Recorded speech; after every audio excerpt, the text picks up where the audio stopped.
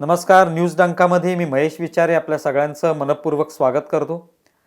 मित्रांनो, 1.5 वर्षापूर्वी करोनाचा संसर्ग सुरू झाल्यानंतर संपूर्ण जगामध्ये एक मोठं संकट जे आहे ते आलेलं आहे. आपण पाहतोय की वेगवेगळ्या पद्धतीचे उपचार पद्धती आलेले आहेत, वेगवेगळी औषधं आलेली आहेत आणि त्यांच्या आधारे आपण करोनावर मात करण्याचा किंवा करोनाला संपवण्याचा प्रयत्न करतोय. आता आपली सध्या जी चर्चा सुरू आहे ती आहे तिसऱ्या लाटेसंदर्भात. दुसऱ्या लाटेमध्ये मोठ्या प्रमाणावर मनुष्याचं नुकसान झालं. एकूणच जगभरामध्ये आपण पाहिलं की विविध देशात अनेक लोक जे आहेत ते दुसऱ्या लाटेमध्ये मृत्युमुखी पडले. त्याची लक्षणं वेगळी होती, त्यासाठी लागणारी औषधं वेगळी होती. आता सध्या जी चर्चा सुरू आहे ती तिसऱ्या लाटेसंदर्भात. ही लाट जी आहे ती येत्या काळामध्ये येणार आहे असं म्हटलं जाते. त्याचबरोबर त्यासाठी कोणती औषधं लागतील, ही लाट जी आहे ती कोणत्या वयोगटातल्या लोकांमध्ये प्रामुख्याने प्रभाव पाडेल, याविषयी अनेक चर्चा सुरू आहेत. अनेक पद्धतीने त्याविषयी बोललं जाते. अनेक लोक त्याविषयी मत व्यक्त करतायत. भीतीसुद्धा एका ठिकाणी आहे. तर या सगळ्या पार्श्वभूमीवर आज आपण ज्यांच्याशी इथे संवाद साधणार आहोत आपल्या गाठी भेटी या कार्यक्रमामध्ये, त्यातून या तिसऱ्या लाटेसंदर्भात आणि या पुढच्या सुद्धा करोनाची जी काही करोनाचं वाटचाल असणार आहे त्याविषयी जाणून घेण्याचा आपण प्रयत्न करणार आहोत. आणि म्हणून आज आपण या कार्यक्रमात खास पाहुण्यांना आमंत्रित केले आणि ते म्हणजे डॉक्टर विनोद कुमार बडगू. नमस्कार डॉक्टर. सर्वप्रथम डॉक्टर विनोद कुमार बडगू यांच्याशी संवाद साधण्यापूर्वी मी त्यांची छोटीशी ओळख करून देतो आणि नंतर आपण आपल्या प्रश्नांकडे वळूया. डॉक्टर विनोद कुमार बडगू हे होमिओपॅथी या क्षेत्रामध्ये MD आहेत आणि त्याचबरोबर फार्मास्युटिकल कंपनी जी आहे ती त्यांची स्वतःची कंपनी आहे कर्नाटकमध्ये आणि त्याच्यातसुद्धा ते व्यवस्थापकीय संचालक म्हणून काम करत आहेत. स्वतः तिथे प्रॅक्टिस करत असतानाच वेगवेगळ्या गोष्टींवर संशोधनसुद्धा ते करत असतात आणि त्यामुळे एक दीर्घ अनुभव त्यांच्याकडे आहे. आणि म्हणूनच करोनाच्या या तिसऱ्या लाटेसंदर्भात किंवा नवीन जे व्हेरियंट येत आहेत त्या संदर्भात आपण त्यांच्याकडून जाणून घेण्याचा आजच्या या कार्यक्रमामध्ये प्रयत्न करूया. विनोदजी, खूप खूप स्वागत आहे तुमचं न्यूज डंकामध्ये. जसं मी सुरुवातीला म्हटलं आणि सध्या जी चर्चा एकूणच जगभरामध्ये सुरू आहे ती म्हणजे तिसऱ्या लाटेची. या तिसऱ्या लाटेमध्ये काय होईल हे कोणालाच अंदाज नाहीये, पण सगळेजण त्याविषयी चर्चा करतायत की येत्या काळामध्ये ही लाट येईल, त्याचे परिणाम वेगवेगळ्या वयोगटातल्या लोकांवर होऊ शकतील, लहान मुलांवर होतील, वृद्धांवर होऊ शकतात, अशी चर्चा आहे.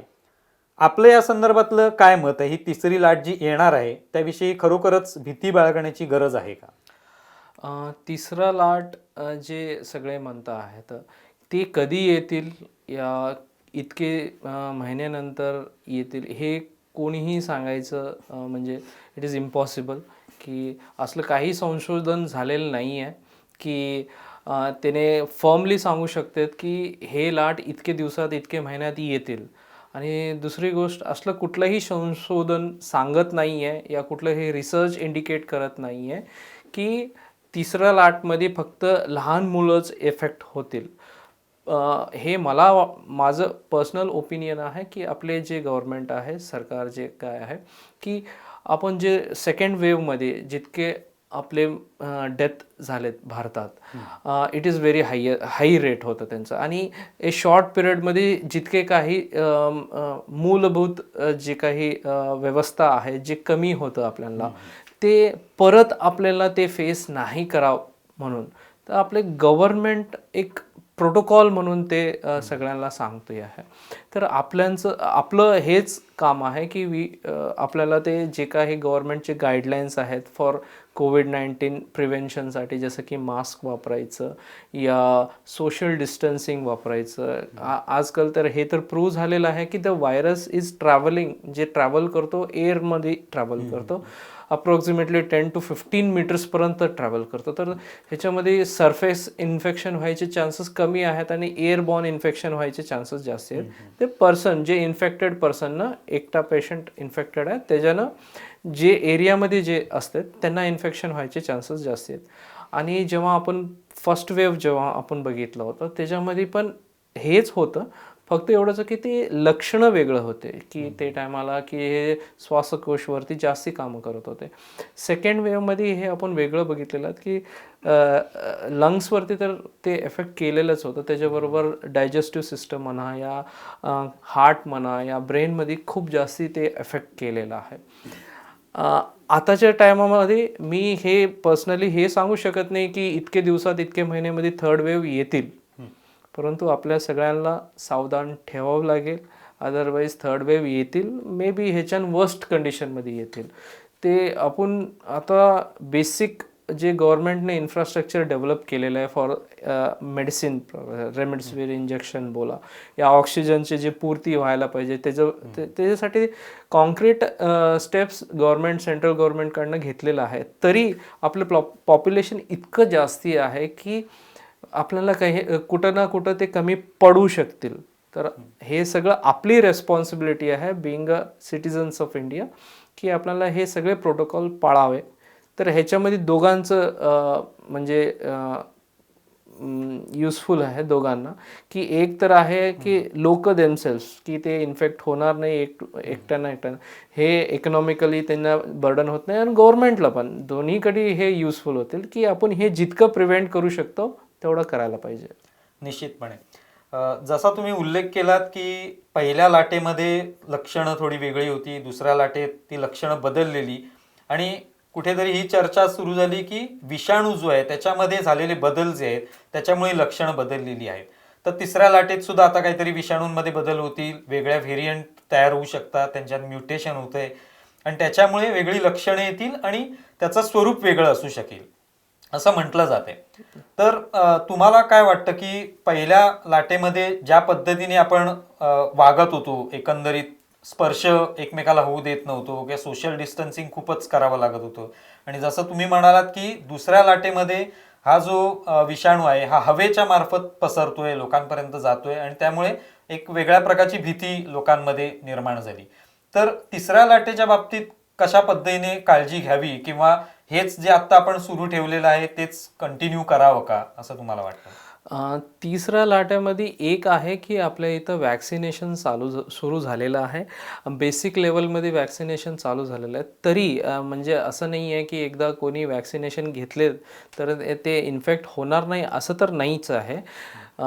बेसिक जे काही प्रोटोकॉल्स आहेत की जसं मास्क वापरणे, सोशल डिस्टन्सिंग मेंटेन करणे आणि जे कोणी इन्फेक्टेड लोक आहेत त्याने घरात स्वतःला आयसोलेट करणे, ते कोविडच असू दे या काही नॉर्मल कोल्ड अँड कोरोचा असू दे या नॉर्मल फीवर या ताप म्हणू शकतो ते असले तरी ते स्वतःला आयसोलेट करणं का आजचे टायमाला गाईडलाईन्स हे पण सांगतात की एकच घरात तुम्ही इतके लोक आहेत, एकट्यानं इन्फेक्शन झाले तरी सगळे बाकीचे घरचे सगळे आयसोलेशन पण राहायला पाहिजे, घरातले घरात पण मास्क वापरायचं ते गाईडलाईन्स दिलेलं आहे. तो माझं म्हणणं हे आहे की हे सगळे आपल्याला फॉलो करावं लागेल. इररेस्पेक्टिव्ह ऑफ एनिथिंग लोक जायला पाहिजे आणि वॅक्सिनेट व्हायला पाहिजे, ते सगळ्यात महत्त्वाचं पण आहे.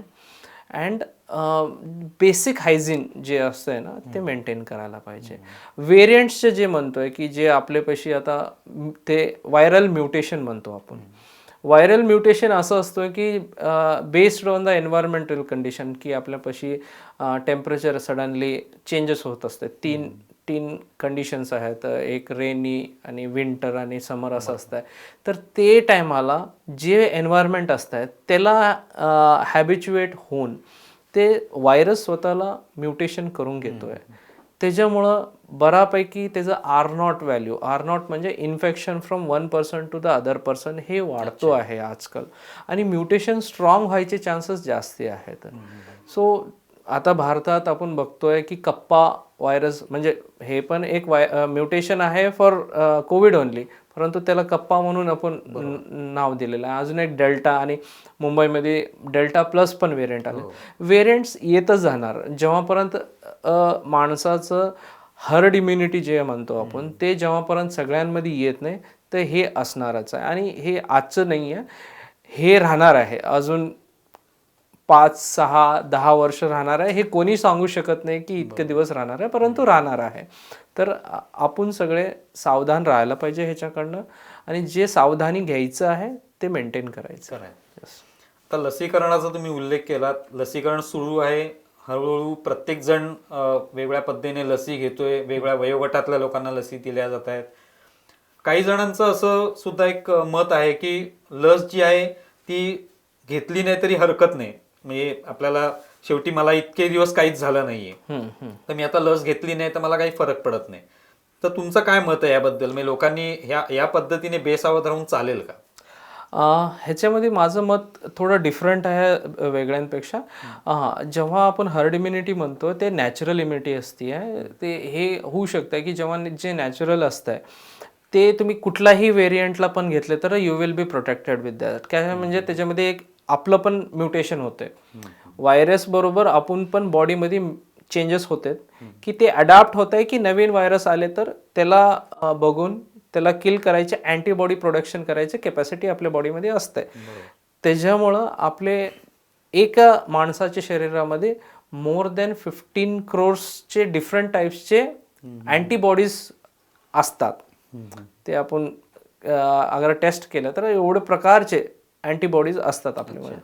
सो जेव्हा कोणी नॅचरली हे व्हायरसला कॉन्टॅक्टमध्ये येतात आणि नॅचरली ते क्युअर होतात, त्यांच्यामध्ये हे नॅचरली ते इम्युनिटी बिल्ट होती.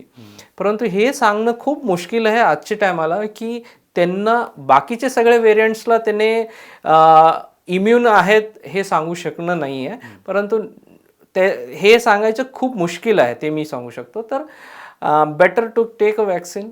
ते सगळ्यात सायंटिफिक वे आहे की गेट इम्युनाइज्ड. अदरवाईज असते की बेसिक इम्युनिटी सगळ्यांमध्ये असते, depend upon the age. So risk कशाला घ्यायचं, टेक द वॅक्सिन, तेवढंच, बाकी काही नाही. या दुसऱ्या लाटेमध्ये एक प्रश्न निर्माण झाला होता की काही औषधांच्या बाबत किंवा ऑक्सिजनच्या बाबत खूपच म्हणजे त्याची गरज निर्माण झाली होती. म्हणजे प्रत्येक ठिकाणी ऑक्सिजनचे सिलेंडर आवश्यक होते. त्याचबरोबर रेमडेसिवीर सारखे इंजेक्शन जे ते मोठ्या किमतीला विकलं जात होतं.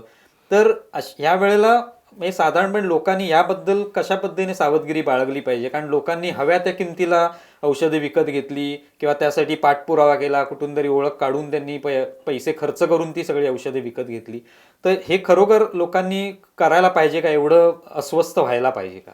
नाही, मला तर वाटत नाही की एवढं पॅनिक व्हायची गरज होती ते टायमाला. ओन्ली फॉर ऑक्सिजन ते होतं. इट इज क्वाईट ऑब्वियस की ऑक्सिजनचं पुरावा नसलं तर it is life threatening. Oxygen नसलं तर तुम्ही काही करू शकत नाही आहे.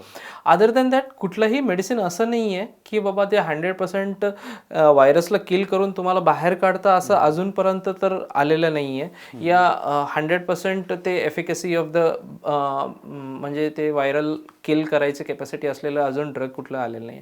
दीज आर ऑल जे काही आहेत ते अँटीव्हायरल ड्रग्स आहेत आणि त्याच्यासाठी एवढं पॅनिक व्हायची गरज नाही आहे. विथआउट दॅट ऑल्सो पेशंट बाहेर निघू शकते. फक्त टाईम रिक्वायरमेंट होतं की इतकं कोणाचं इम्युनिटी या त्यांचे जे शरीर प्रतिरोधक शक्ती जे म्हणतो ना, ज्यांचं चांगलं आहे ते विथआउट एनी मेडिसिन ते बाहेर निघतील. ज्यांचं बॅड आहे सगळे दिले तर पण त्याने ऑब्विसली त्यांचे साईड इफेक्ट होणार या त्यांचे डिसीज व्हायचे चान्सेस जास्तीच आहेत. It all depend upon the शारीरिकचं प्रतिरोधक शक्तीवरती डिपेंड असतं. आणि दुसरं, आजकाल आताच्या सिच्युएशनमध्ये गव्हर्नमेंटने हे आता कन्फर्म केलेलं आहे की त्याने स्वतः हे गोष्टी ब्लॅक मार्केट न व्हावं म्हणून दे हॅव टेकन त्यांचे स्वतःचे मेजर घेतलेलं आहेत. आय डोंट थिंक की थर्ड वेव्हमध्ये असं काही दिसेल आपल्याला. आता या सगळ्याच्यात एक चर्चा कायमच असते ती म्हणजे इम्युनिटीची, म्हणजे जी प्रतिकार क्षमता आपण म्हणतो प्रत्येक माणसामध्ये असलेली, त्याची चर्चा होते.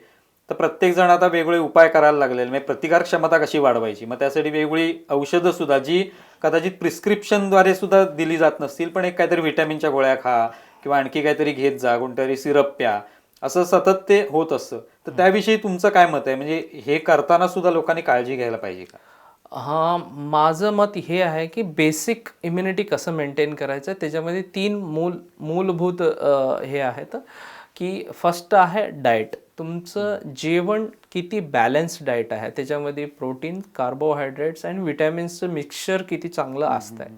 फक्त आपण प्रोटीन्सच खाल्ले तर या कार्बोहायड्रेट घेतलं तर कम्प्लीट इम्युनिटी या बॅलन्स डाएट नसतं ते.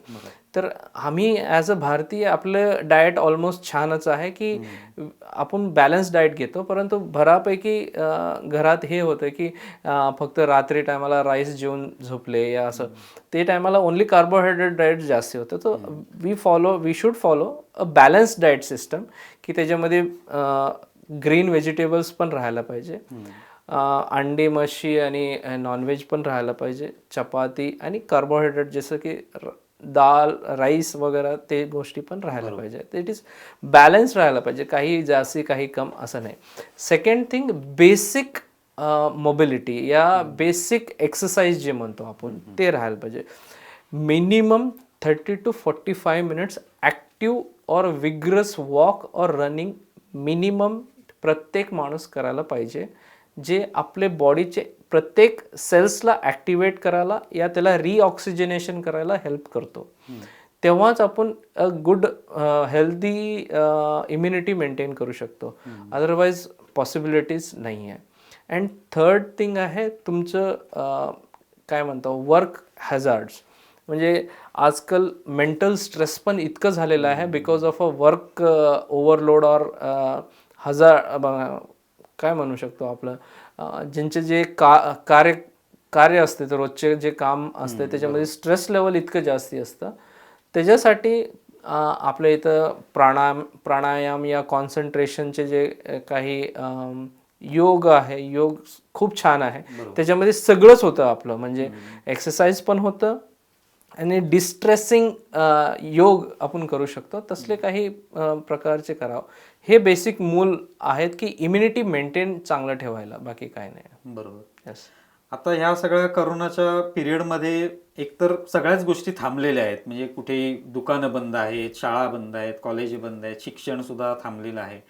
तर तुम्हाला असं वाटतं का की हे सगळं आता अनेक वर्ष चालू राहणार आहे? हे करोनाचं जे काय आहे त्याचे वेगवेगळे व्हेरियंट येत राहतील, वेगवेगळ्या प्रकारची भीती व्यक्त केली जाईल, पण हे कुठेतरी सुरू होऊ शकतं का? शाळा सुरू ठेवतानाच आपण हे सगळे उपचार करता करता शाळा सुरू ठेवणं, कॉलेज सुरू ठेवणं किंवा इतर सुद्धा व्यवसाय सुरू ठेवणं हे सगळं करता येऊ शकेल का? माझे मतानं काही गोष्टी आहेत. फॉर एक्झाम्पल मी एक येतोय स्कूलचं. पोरांमध्ये इतकं इम्युनिटी लेवलचं इश्यू खूप जास्ती असतं. त्यांचं सस्टेनेबिलिटी ॲबिलिटी जे म्हणतो की आता रोग झालाय आणि इतक्या दिवसात त्यांना परिणाम जे दिसतोय कोविडचं, लहान मुलांमध्ये it is very difficult to get back them. म्हणजे त्यांच्या रिकव्हरीचे जे चान्सेस असतात खूप कमी असतात. काय त्यांच्यामध्ये टॉलरन्स लेवल खूप कमी असतं. सो आता स्कूल वगैरे चालू करणं खूप रिस्की असतील, तर ते डेफिनेटली आहे की लहान मुलांमध्ये आपण हे रिस्क घेणं हे फायदेशीर नाही आहे.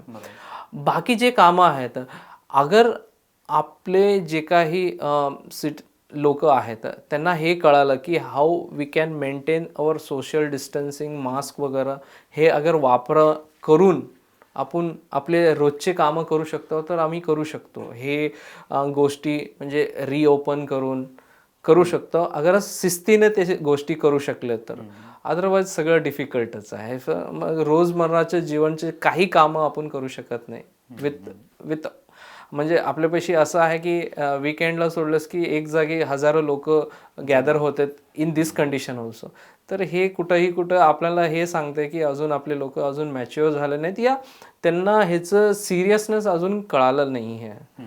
तर विथ काय म्हणू शकतो की आपण with the help of the guidelines जे गव्हर्नमेंट देतोय, अगर ते आपण चालू शकतो, तर आपण हे सगळे जे काही यायचे जे लाट आहेत, जे वेव्स आहेत, we can avoid those things आणि आपलं नॉर्मल जीवन जगू शकतो. नाहीतर हे असंच कंटिन्यू होणार असं. येस.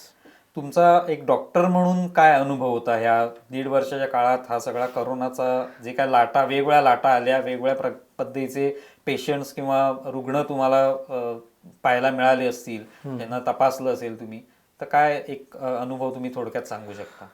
ॲज अ डॉक्टर कसं आहे की हे टाईम नॉट ओनली डॉक्टर की सगळे हेल्थ वर्करांना खूप डिफिकल्ट टाईम आहे की वर्कलोड खूप जास्त झालेलं आहे, स्ट्रेस लोड खूप जास्त झालेलं आहे, वर्किंग टाईम वाढलेला होता हे टायमाला.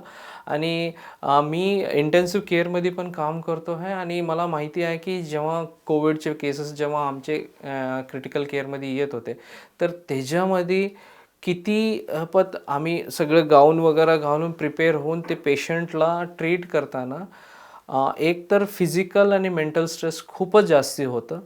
ते युजली ऑलमोस्ट ऑल डॉक्टर्स हॅबिच्युएटेड आहेत, परंतु हे एक्स्ट्रा बर्डन होतं बिकॉज इट इज कोविड.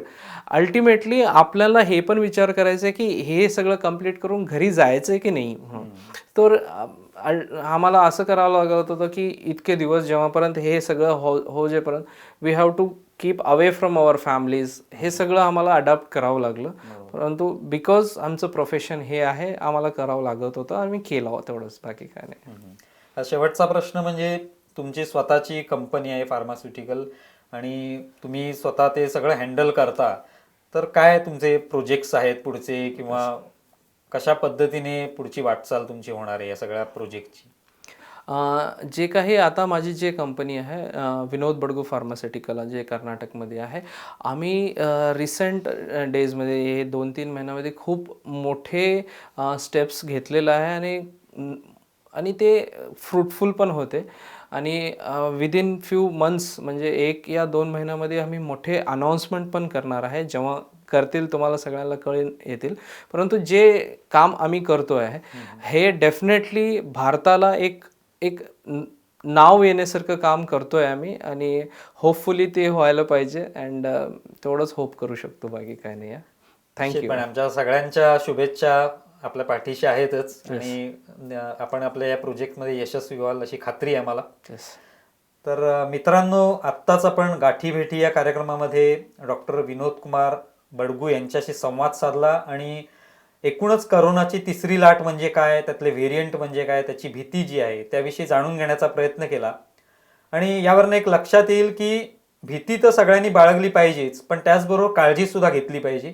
आणि जर आपण योग्य काळजी घेतली तर आपली प्रतिकार क्षमता चांगली राहील आणि निश्चितपणे आपण अशा येणाऱ्या अनेक लाटांना सामोरं जाऊ शकतो, यशस्वीरित्या त्या परतवून लावू शकतो. तर आपल्याला कार्यक्रम कसा वाटला याविषयी आपण प्रतिक्रिया जरूर कळवा. त्याचबरोबर आमचं न्यूज डंका हे जे यूट्यूब चॅनल आहे ते सुद्धा सबस्क्राईब करा, लाईक करा, शेअर करा. धन्यवाद.